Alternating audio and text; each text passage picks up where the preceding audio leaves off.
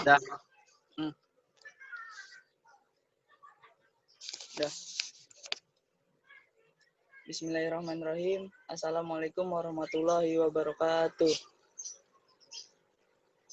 Perkenalkan, kami dari kelompok 4 ingin mempresentasikan tentang pompa dan kompresor.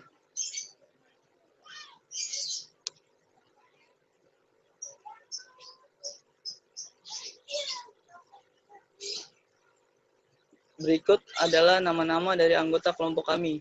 Yang pertama adalah saya sendiri, Rahmat Firdaus. Yang kedua ada Abelinda Tahira Ramadan Basri. Yang ketiga ada Sultan Khairul Ilmi Amali. Yang keempat ada Anissa Pradita Rivaldi. Yang kelima ada Dana Hari Pamungkas. Yang keenam ada M. Fahri Rozan. Yang ketujuh ada Septian Dwi Cahyo.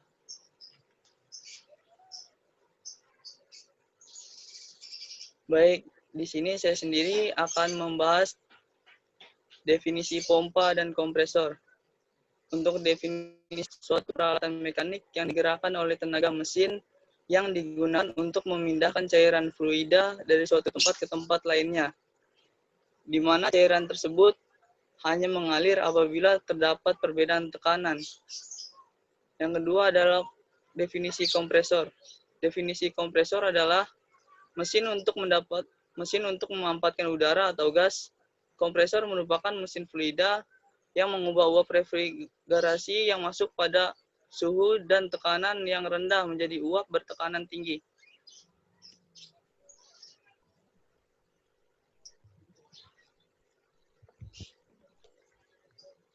Prinsip kerja pompa dan kompresor.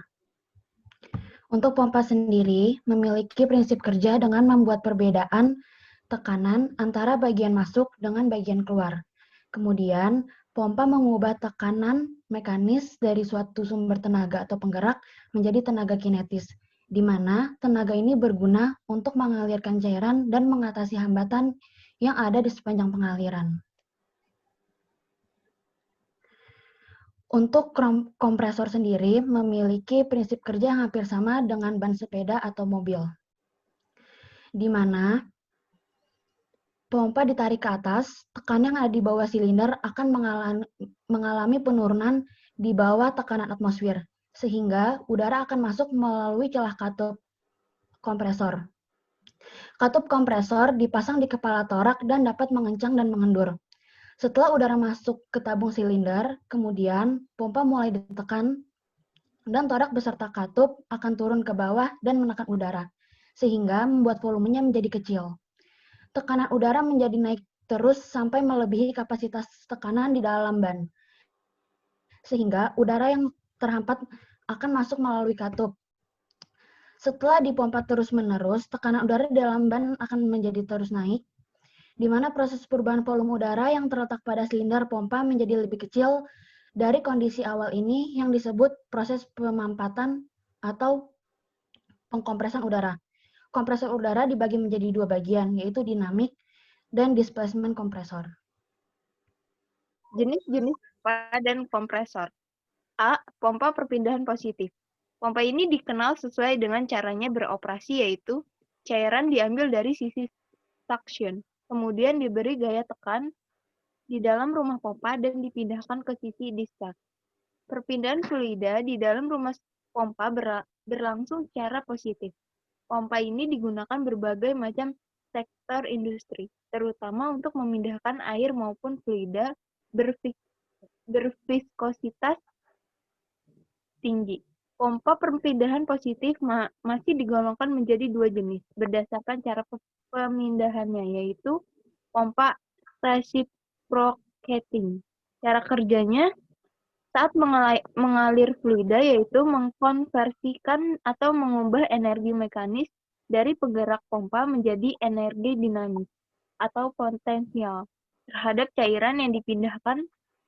Perpindahan energi ke cairan terjadi melalui elemen berupa gear dan sering juga disebut crank atau cam. Bergerak secara memutar dan memberikan dorongan terhadap piston. Piston inilah yang selanjutnya akan menekan fluida ke arah discharge sehingga dapat mengalir. Jadi dapat disimpulkan bahwa prinsip kerja dari Pompa reciprocating yakni memberikan tekanan terhadap cairan melalui jarum piston dalam penggunaannya di lapangan. Pompa ini dominan digunakan untuk pemompaan cairan kental. Contohnya untuk keperluan pengaliran minyak mentah. Yang kedua ada pompa rotary. Pompa jenis ini memiliki prinsip kerja yang tidak jauh beda dengan pompa reciprocating. Tetapi elemen pemindahannya tidak bergerak secara translasi, melainkan bergerak secara rotasi di dalam casing. Perpindahan dilakukan oleh gaya putaran sebuah gear dan baling-baling di dalam sebuah ruang bersekat, namun masih pada casing yang sama. Komponen utama pompa rotary sendiri terdiri dari gear dalam, gear luar, baling-baling dorong. Pompa ini umumnya digunakan untuk layanan khusus dengan kondisi khusus di lokasi industri. Terus ada pompa dinamik. Pompa dinamik juga dikarakteristik oleh caranya beroperasi, yaitu impeller yang berputar akan mengubah energi kinetik menjadi tekanan maupun kecepatan yang diperlukan untuk mengalirkan fluida. Sama halnya dengan pompa perpindahan positif. Pompa dinamik juga masih digolongkan ke dalam dua jenis, yaitu pompa sentrifugal. Pompa ini merupakan pompa yang sangat umum digunakan. Biasanya sekitar 70% pompa yang digunakan pada kilang minyak merupakan jenis pompa sentrifugal. Cara kerja pompa ini ialah dengan mengubah energi kinetik cairan menjadi energi potensial melalui suatu impeller yang berputar di dalam casing. Impeller tersebut berupa piringan berongga yang memiliki sudu melengkung dan diputar oleh motor penggerak.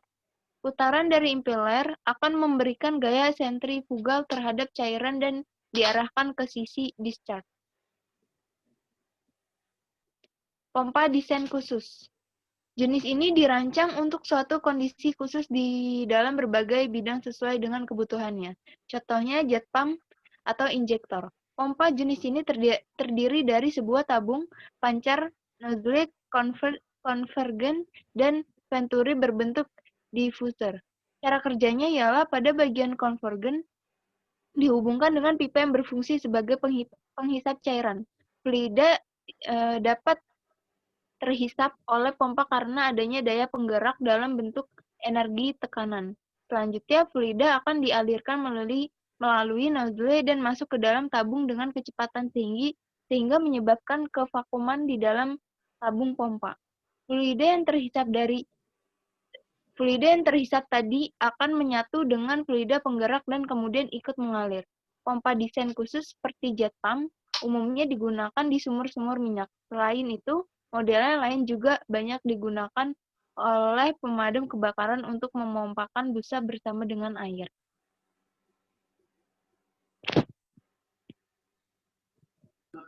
Ya, selanjutnya di sini saya akan menjelaskan tentang hukum yang berlaku pada pompa dan kompresor. Hukum yang berlaku pada alat kerja ini adalah hukum Pascal. Hukum Pascal dinyatakan oleh seorang filsuf sekaligus ilmuwan Prancis, Blaise Pascal. Sampai habis nih, gimana? Lanjut aja dulu. Menyatakan bahwa jika tekanan eksternal diberikan pada sistem tertutup, tekanan pada setiap titik pada fluida tersebut akan meningkat sebanding dengan tekanan eksternal yang diberikan. Seperti pada gambar di samping, hukum Pascal menggambarkan bahwa setiap kenaikan tekanan pada permukaan fluida harus diteruskan ke segala arah fluida tersebut. Hukum Pascal hanya dapat diterapkan pada fluida, umumnya adalah fluida air. Habis itu ada next. Lalu ada pengukuran pompa dan kompresor. Pengukuran pompa itu dari daya poros dan efisiensi pompa. Energi yang secara efektif diterima oleh air dari pompa persatuan waktu disebut daya air yang dapat ditulis sebagai berikut.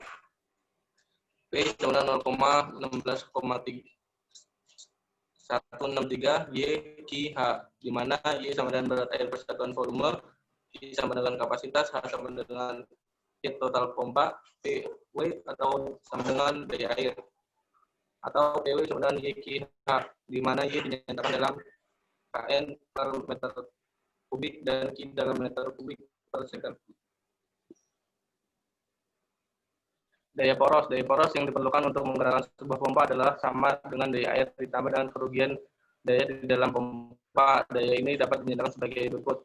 Sebesar V3 sama dengan V4 D kuadrat kali S kali M kubik.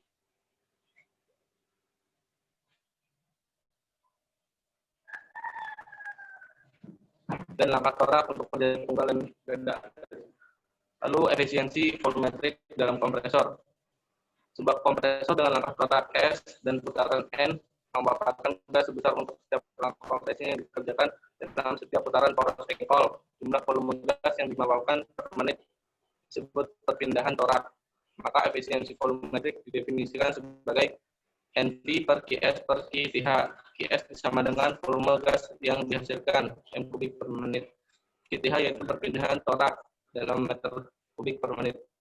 Lalu ada NV sama dengan 1 per E, PD per S, 1 dalam kurung pangkat 1 per N min 1, di mana E atau per S volume sisa clearance relatif. PD yaitu tekanan keluar dari silinder tingkat pertama. Lalu PS tekanan isap dari silinder tingkat pertama. Dan N koefisien ekspansi gas yang tertinggal di dalam volume sisa. Lalu ada efisiensi adiabatik atau keseluruhan. Efisiensi kompresor ditentukan oleh beberapa faktor seperti tahanan aerodinamik di dalam katup, saluran pipa, dan lain-lain. Yang rumusnya itu NAD sama dengan LAD per LS. NAD itu efisiensi adiabatik keseluruhan. Lalu LAD itu daya adiabatik teoritis. LS itu daya yang masuk pada besaran daya adiabatik teoritis dapat dihitung dengan rumus LAD sama dengan MK per I1 kali PS PS per 6120 dan kurung PD per PS pangkat K-1 per MK-1, di mana PS yaitu tekanan isap tingkat pertama, PD itu tekanan keluar dari tingkat akhir, QS yaitu jumlah volume gas yang keluar dari tingkat terakhir, dan KCP per CV, M yaitu jumlah tingkat kompresi. Selanjutnya ada aplikasi pompa dan kompresor.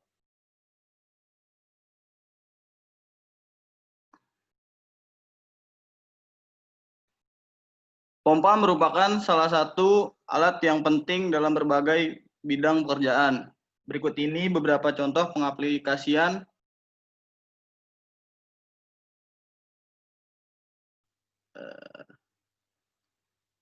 selanjutnya pompa dan kompresor.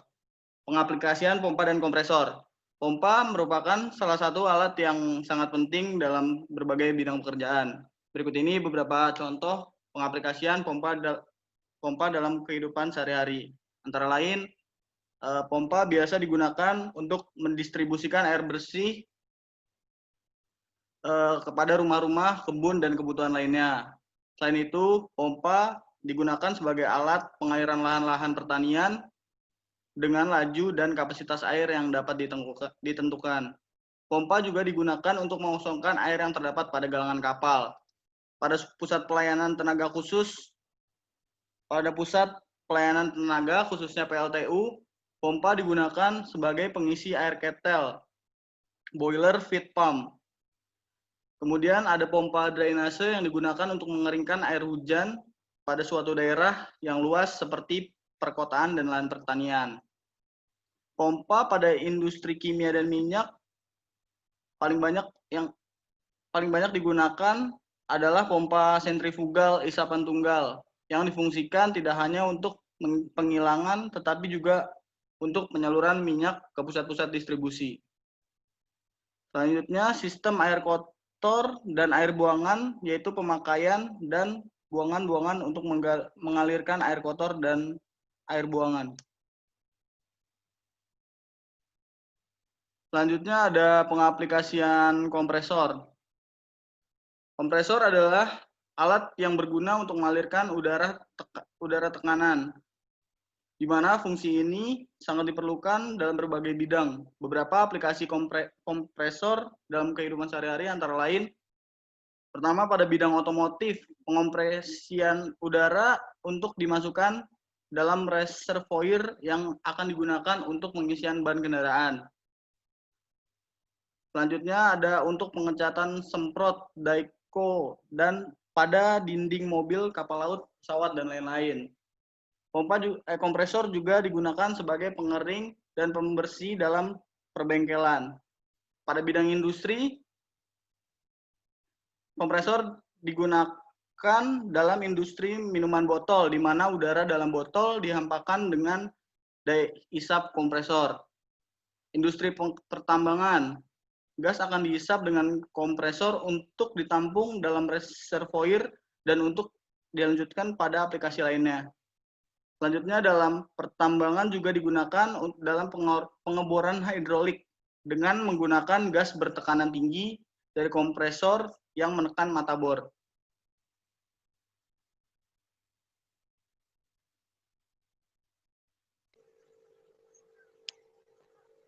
Baik, mungkin cukup sekian presentasi dari kelompok kami. Kurang lebihnya mohon maaf. Wabillahi taufiq wal hidayah. Wassalamualaikum warahmatullahi wabarakatuh.